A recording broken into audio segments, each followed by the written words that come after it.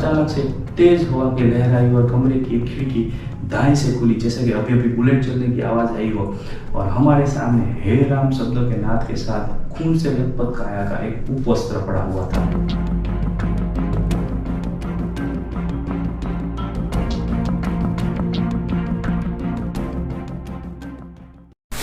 नमस्कार दोस्तों, 6 अगस्त को हम लोग गुजरात से निकले। 7 अगस्त को हम लोग मदुरै पहुँचे। 7 अगस्त को ही हमने मीनाक्षी अम्मा टेम्पल की विज़िट की।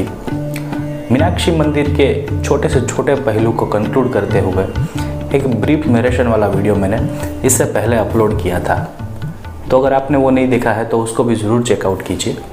और अब आगे बढ़ते हैं। आज हमारी सुबह बहुत जल्दी हो गई। तमिलनाडु में ये हमारी पहली सुबह थी।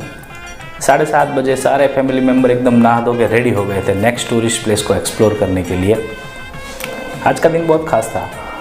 आज टूरिस्ट प्लेस के साथ साथ हम लोगों को कुछ authenticate traditional Madurai dishes try करनी थी। कुछ लोगों से सलाह मशवरा करके और कुछ गूगल पे रिव्यू पढ़ के मैंने कुछ रेस्टोरेंट सॉर्ट आउट कर रखे थे। वैसे हमारा स्टे जहाँ पे था गुजराती समाज, वहाँ पे मॉर्निंग ब्रेकफास्ट अवेलेबल था, पोहा और थेपला। पर मदुरै आए और साउथ इंडियन ब्रेकफास्ट ट्राई नहीं किए तो क्या मदुरै आए। चल के ही हम लोग एक रेस्टोरेंट पहुँचे ब्रेकफास्ट के लिए। हमारे स्टे से काफ़ी नज़दीक था, वॉकिंग डिस्टेंस पे था। वही पुराना एड्रेस जो मैंने आपको पिछले वीडियो में बताया था, चौराहा, मेन बाज़ार, एक तरफ मीनाक्षी मंदिर और दूसरी तरफ रेलवे स्टेशन जाने वाला रास्ता। वही चौराहा पे ये रेस्टोरेंट था जिसका नाम था the modern restaurant.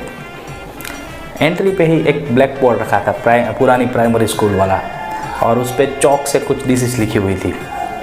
South Bharat के ऑलमोस्ट रेस्टोरेंट में मैंने देखा कहीं पे भी आपको लंबा चौड़ा मेनू देके कंफ्यूज नहीं किया जाता। या तो एंट्री पे ऐसा नोटिस बोर्ड रहता है जिसके ऊपर डिश लिखी होती है, या फिर जो कर्मचारी आपके पास ऑर्डर लेने के लिए आता है वो आपको बताता है कि कौन सी चीज़ लाइव एक्सक्लूसिव गर्मा गर्म अवेलेबल है, और इसमें से आप कोई भी चीज़ उठाओ, the experience will be ultimate.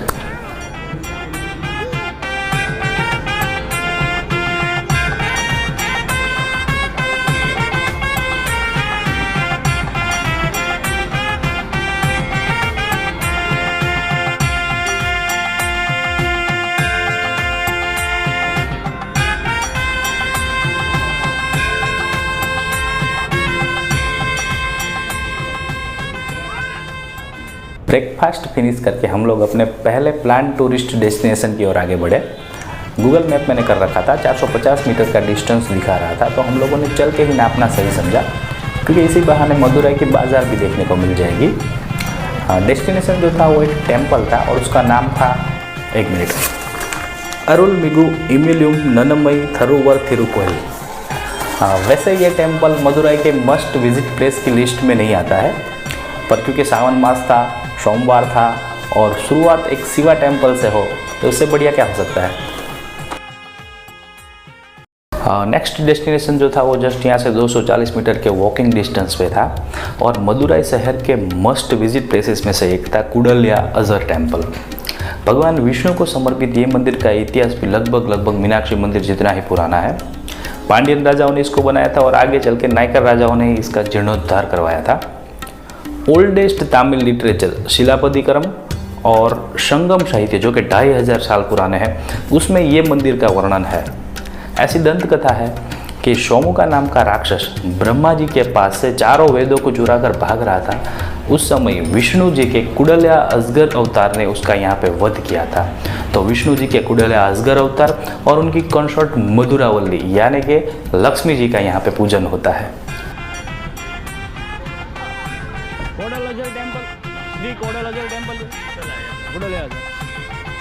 यहाँ से एंट्री इधर है। 2 एकड़ ज़मीन में मंदिर परिसर फैला हुआ है और पूरा परिसर ग्रेनाइट वॉल से सराउंडेड है।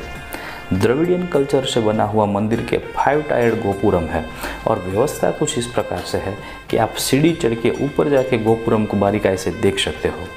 हालांकि जब हम लोगों ने मंदिर विजिट किया तो मंदिर का कुछ हिस्सा अंडर मेंटेनेंस था, तो हमको ये मौका प्राप्त नहीं हुआ। भगवान विष्णु की खड़ी, बैठी और लेटी ऐसी 3 अलग अलग प्रतिमाओं का यहाँ पे पूजन होता है। भगवान विष्णु के 108 दिव्य देशम में इसका समावेश होता है। कुडल का मतलब मदुराई, अजगर का मतलब होता है ब्यूटीफुल वन, यानी सुंदर मदुराई। तिन्नकलाई ट्रेडिशन यहाँ पे फॉलो होती है। तिन्नकलाई को आप वैष्णव पंथ के साथ जोड़ सकते हो। उसके अलावा भगवान विष्णु के अलग अलग स्वरूप कृष्णा, रामा, नारायणा, नरसिम्हा, परशुराम की मूर्ति और पेंटिंग्स मंदिर परिसर में देखने को मिलते हैं।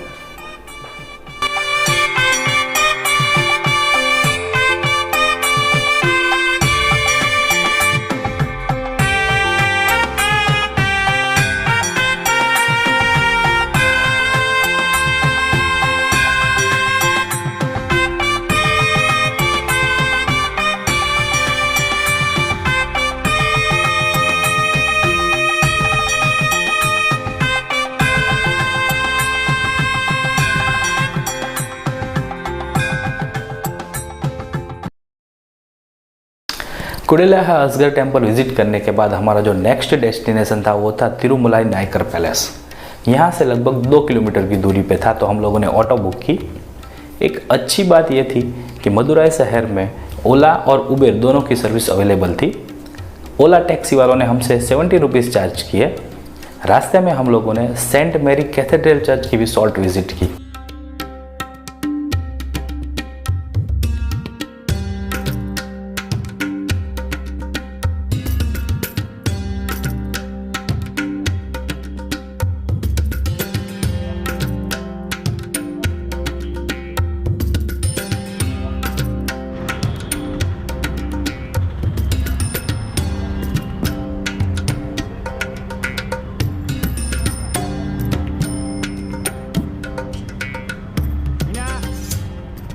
हाँ, जैसे कि मैं आपको इससे पहले की वीडियो में बता चुका हूँ, 13वीं सदी में मलिक गफूर मदुराई पे आक्रमण करता है।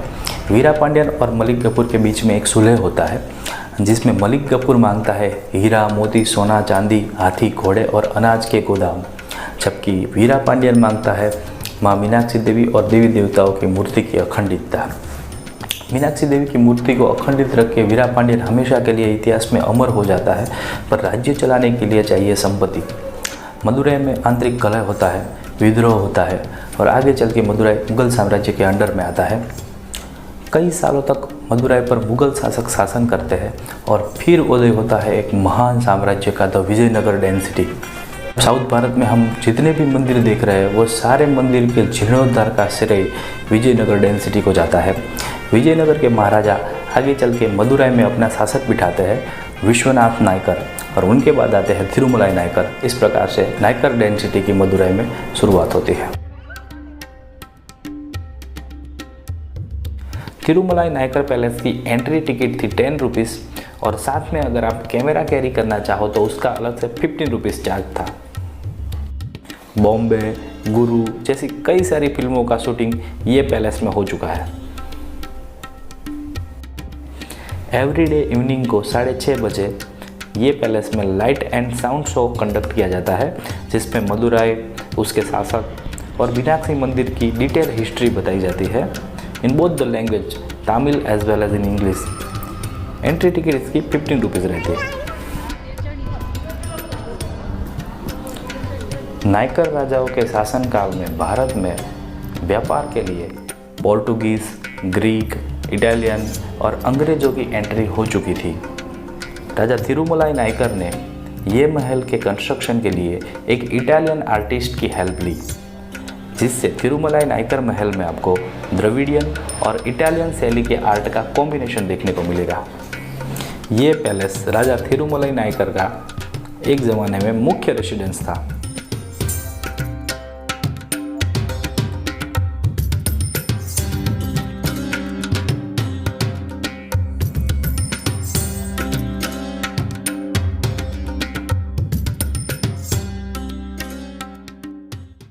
उसके बाद हम लोगों ने गांधी म्यूजियम विजिट किया। तिरुमलाई नायकर पैलेस से गांधी म्यूजियम की दूरी 5 किलोमीटर की है, तो हम लोगों ने ओला ऑटो बुक की। 120 रुपीज़ चार्ज लगा। This is one of the 5 Gandhi संग्रहालय इन इंडिया। 1959 में जवाहरलाल नेहरू द्वारा इसका इनॉग्रेशन किया गया था। यूएनओ द्वारा वर्ल्ड वाइड पीस प्लेस के रूप में इसको रिकॉग्नाइज किया जा चुका है।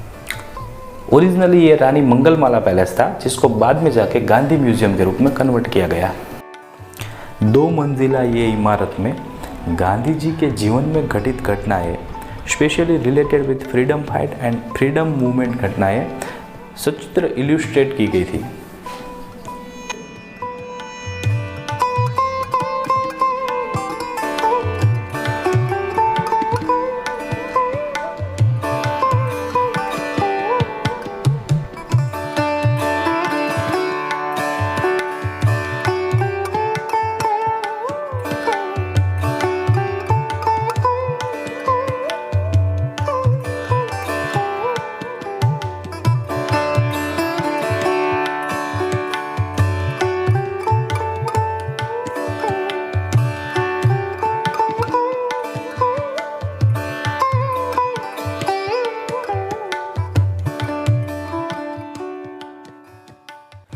इसके अलावा गांधी जी के कुछ पर्सनल बिलोंगिंग्स, गांधी जी के द्वारा लिखे गए ओरिजिनल लेटर यहाँ पे संग्रह करके रखे गए हैं।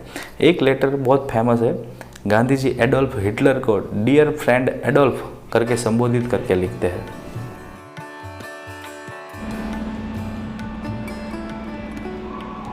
Photos, paintings, scriptures, monuments, letters, quotes, museum नहीं, जैसे कि बापू की विजुअल लाइब्रेरी।